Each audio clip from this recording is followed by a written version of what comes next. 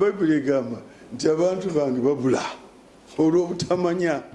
Kakati njagala okukirongoosa kino. Obuzibu ku ttaka tebutandise kati lwakuba nti kaakati Pulezidenti Museveni atandise obukolako kyobudobi obuwulire ennyo. Ettaka wano mu Buganda era kyova oli abamu nga bagamba nti lwaki osinga kubeera wano. Obuzibu buli wano buli mu categories y'abantu basatu. Okubudde obuzibu obwo era obutate si instability ku by'ettaka erudde okumala kati emyaka 12 kubanga Uganda ogibazaamu emirundi ebiri. Uganda nga tebanaba kugiwamba abeeru, that is nga Mwanga yafuga ne Uganda oluvannyuma lwa 1900 then maybe ne Uganda yaki eyakwefuga. Kati Uganda nga namwena temuli alwanira wataka. Obulyawo gye bali abamu exception. Tewali abandi kubanga bonna balina ettaka. Nga bwe kyali edda. So omuntu omu yekka agamba nti nze najja to resolve historical injustice. Nkiraba nti Abaganda bonna buli Muganda ateekwa okuba owner w'ettaka. Abenga bannayuganda abalala nti land invests in them. Nekyoka according to the tenancy kati ono bwomugamba nti sigala wa kibanja kukigereza land will never vest in them. Kitegeeza ye n'abannayuganda abalala tebenkanakana kwe kugamba nti to enforce this sijja agenda mu parliament kuba parliament yalagirwa dda constitutional order, constitutional directive timukole etteeka eriwo ab'ebibanja ebyapa etteeka bakyagaanyi nerero dikola kakati naga nti in meanwhile kambanyweze kati directive yagamba bweti myaka nga 10 egiyise 10 abaloza ti byakatandika mwaka guno 10 22nd August 2013 kati 2024 myaka nga 10 nagamba ekisooka yasoka nagamba nti mwe abagagga ab'ennaku zino nouveau rich yayikoze ekigamba nouveau rich omanyi ekigambo ekyo tewali akirowoozaako. Omanyi nti Museveni yali tanajja wano tewali mugagga wano mbulirayo ozaalibwa nze bwe nkola emyaka ozaaliddwa oba oli awo nga muzeeya ali mu power already tewali buuza abakadde bo ti bagagga ki abaaliwa tewali. Madivani yali yagwadda era nze bwe nakomawo nakola mu UDP nga legal office naliyo nga president ow'ekiragiro tieze kale looni z'amazivani ka gavumenti ezigireki ezisasule oyo yali taliwe yagwadda. Mwogera nnyo ku muzeeyi mukwane kati yagenda ne industrial business kyaliwo waliyo erinnya ly'obuuza bataata bo taata erimanyiddwa baani bano baani Kalimu baani bonna amannya gonna ng'abagagga bagaggawadde kati ku Museveni guno.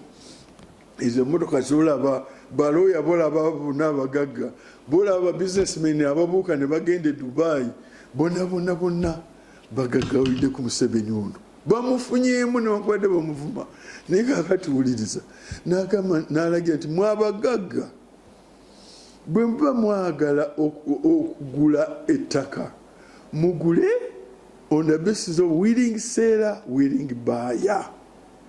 Bw'obanga wagula kyokka ow'ekibanja tayagala kutunda then oguze empewo tobatiisa.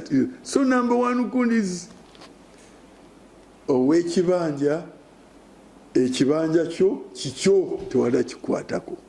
Bw'oba teba willing buyer willing seller oli yagula mpewo era n'agamba nti mwabagamba nti mwegule obwo yakiyita idle talk nti oba osaaga busaazi kubanga toyinza kwegula kikyo.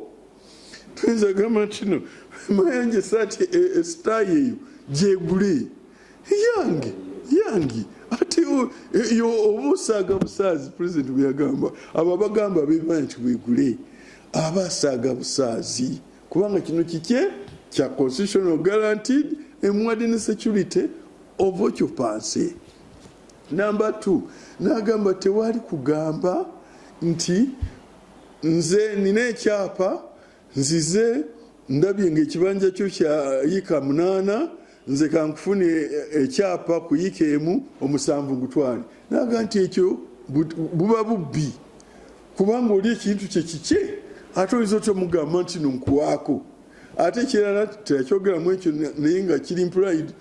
Article 9 237 Article 9 egambye nti wanaabawo etteeka erimufunira ekyapa mwanayinza okufuna ekyapa ku kibanja kye kati oyinza otya mugamba nti you surrender 8 nkuwa ekyapa ku 1 ekyo pulezidenti nakigaanira ddala n'agamba naddeyo n'agamba temutiisatiisa bantu nti nkuwa ekibanja ekyo kirimu vali miliyoni 2 zimpe olyoke nkikulekere. Ekyo obwo buba bubbi intimidation era abo bonna abakikola baba bamenye mateeka. Kati nayongerako ekirajugula nti kakati yenna agoba ow'ekibanja ku kibanja kye abazizza gwa nagolemu akwatibwe avunaanibwe ng'amateeka bwe gagamba. Abazizza misango ki? Ogusooka trespass kubanga ow'ekibanja ali ku kibanja kye willfully guaranteed security of occupancy naye kiti ono ow'ekyapa yajja n'agamba nti wano vaawo he's a trespasser kubanga ow'ekyapa talina security of occupancy. Ow'ekyapa talina security of occupancy ow'ekibanja yalina nolwekyo ow'ekibanja yamanyidde dwa nti kwali kuli nolwekyo bw'ojja n'okirinnyako nti vaawo wano you trespasser mumukwate mumuvunaane nga trespasser. Abamu bajjako n'agamba nti wano wange simanyi bwe wajjawo kamenyemenye ebintu byo kamenyemenye ebikajjo kamenyemenye biki abamu ne mu nnyumba bazimenyamenya. That's malicious damage to property. Babakwate babavunaane olw'ekyo. Abalala bajja forceful entry nayingirako buyingizi. That's also a crime. Abalala ne bajja ne threatening violence nga mutiisatiisa butiisa. That's also a crime. Abalala bajja kuli ne bonoona amalaalo. That's disturbing the peace of the dead. Kugamba waliwo emisango mingi bano abatiisatiisa abagoba abantu ku ttaka tebayinza okuvunaanibwa era bulijjo nangere nga mumukwate newankubadde olusi mba naakavaayo ate ne babata naye definitely bandibadde babavunaanibwa abantu bonna ne balaba ng'abantu abo basibwa. Naye olwa corruption enyingi olufuluma ng'onamwayo sente mba naakafuluma district nga nti police bond bagimuwadde. The bond is a discretionary measure. Lwaki abalala mugamba mubakwatirawo enkya ne mubasa mu kooti yennyini nebawa bail ne mugamba nti investigation lwaki temumutwalira naye ono omugagga ono agoba abantu ne musizaayo mukomera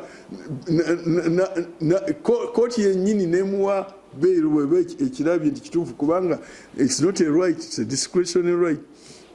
Naawe ozanga avaayo ng'ali mu kooti netumanya nti buli lwakusatu alabikako neyeesimba.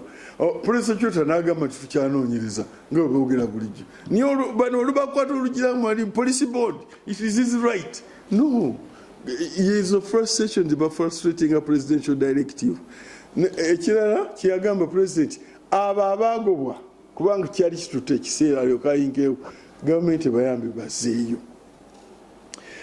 Era kyova ndaba bulijjo ngamba kwata ndagira ne bazizibwayo. Presidential directive zina force of law. Si byagamba nga waliwo gye nagende nga nti ebyo bigambo bya president